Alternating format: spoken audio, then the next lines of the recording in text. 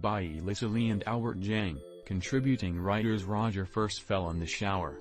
"It could have been worse," said Roger, 83, whose name was changed for patient confidentiality. "I caught the wall first and slid down. I couldn't get up and yelled for help for 15 minutes before my caregiver came. When she finally found me," Roger added, "she struggled to get me up because I was naked and slippery, in the shower." By the time the caregiver was able to help Roger back up, they were both drenched and exhausted. "I noticed that the next few days she was limping a bit," Roger said, but she denies that she got hurt.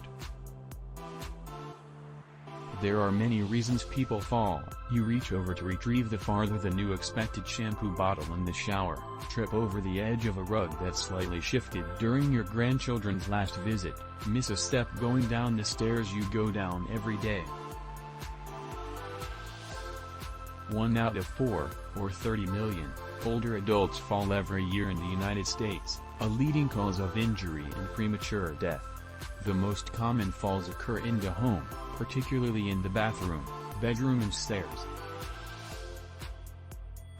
As physical and occupational therapists, after seeing a sampling of those 30 million patients, we have learned to piece together the clues of why a fall has occurred, and how we can help prevent the next one, providing insight on the interaction of individual and environmental factors that result in.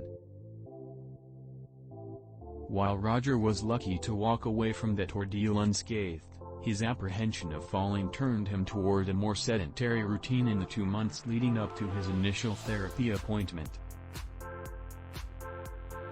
The pandemic further discouraged his efforts to move.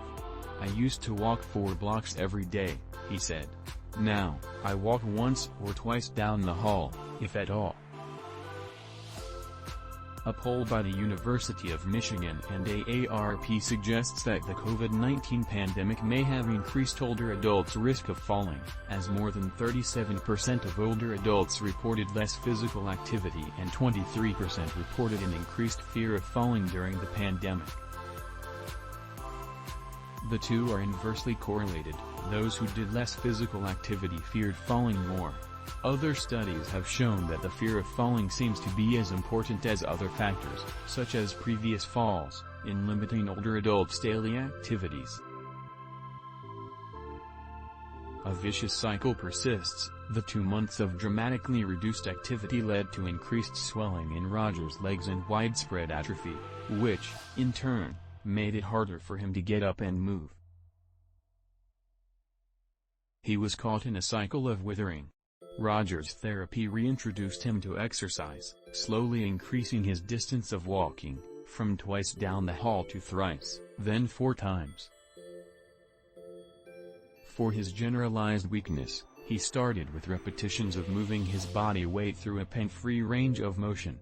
When that became easily manageable, he was given more resistance with exercise bands and more challenging upright positions.